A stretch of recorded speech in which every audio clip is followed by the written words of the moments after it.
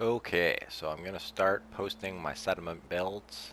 It's sort of an endgame scenario where I've built all the settlements in the Commonwealth plus a few other areas, and it's now been 6 years since the player character has left the vault, and over 3 years since the Institute was destroyed.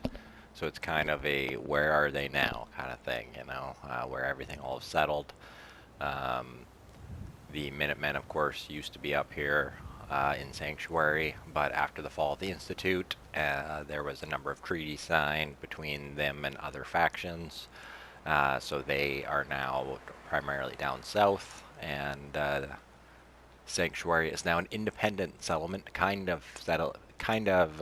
fending for themselves along with some of the other independent settlements. They're not as nice as they were under the Minutemen. They've become a bit more greedy and a bit more selfish. They actually kind of pretend like they're Vault citizens. They're Vault citizens now, and it's an actual Vault city, not just a pretend one. They've started a citizenship test for permanent residents and a GOAT exam for day laborers. But they have a number of amenities and technology that they've ripped from the vault and accumulated from other places, so people still get drawn up here. And the safety and security, of course.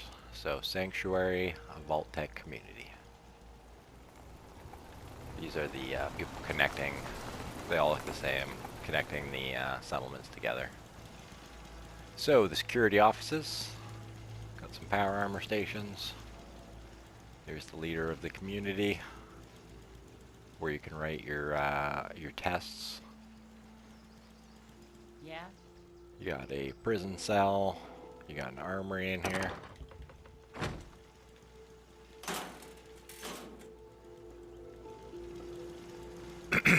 Across the way, you've got Vault-Tec Medical. A couple doctors and all the amenities you need. Upstairs, you got the eye doctor, barber, and you've got an exercise area. Now, most of the residences are the same, so I won't really go into all of them. They've all got new furniture, working appliances, new bathroom facilities and beds. They've also got all these set up. I like to pretend that they can communicate with most of the Commonwealth over long distances using all this technology, and as well as do, like, I don't know, atmospheric research and stuff like that. Here's where you can take your Vault 111 tours.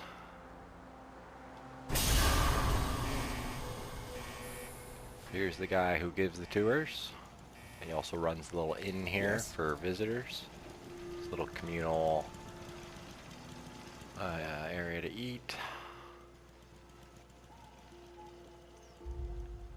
That's that. Across the way, we've got a couple more stores. Got your weapons dealer and your armor. There are some recent rumblings from Good Neighbor, and I think that is something of a con. This is one of the few unique residential areas. It's where Mama Murphy and the other two live. I'm having trouble with Marcy and the other guy. I can't remember his name. It's more unique and has less of the sort of Vault-Tec aesthetic because they just didn't go along with the whole thing. Here's one of the other things that's happened since the Minutemen left is they've turned the sole survivor's house into a little museum to try to profit off of it. It's basically just the house as it was when you came out of the vault. Tossed a fake magazine and fake Codsworth in. There's a little gift shop in here and some mannequins with the original outfits, and they have the wedding rings on them as well, just sort of looking out towards the nuclear explosion. Out the exit.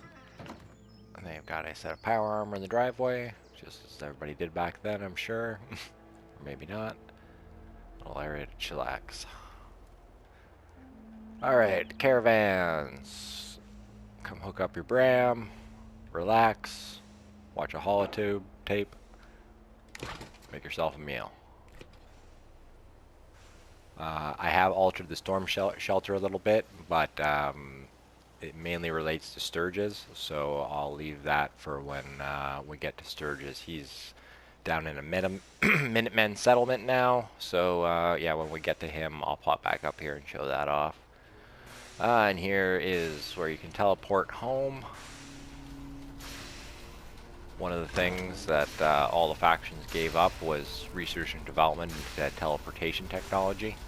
So this is supposed to be the only place in the wasteland where you'll be able to get it, because this is where it was originally designed and assembled by Sturgis and other Minutemen technicians.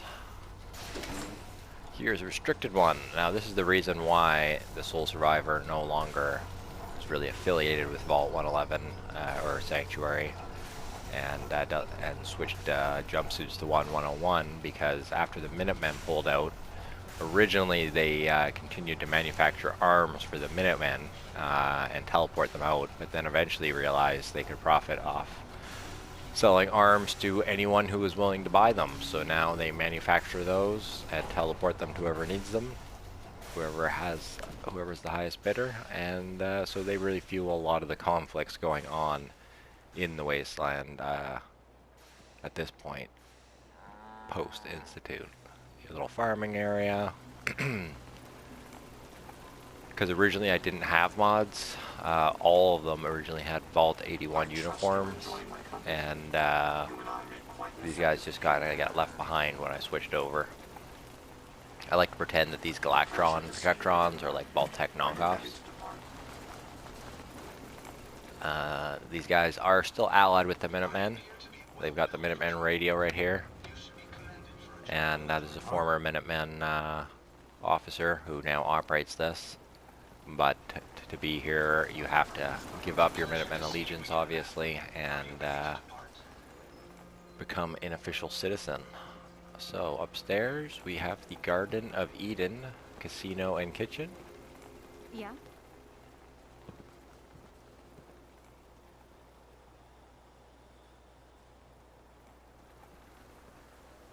Upstairs, slot machines.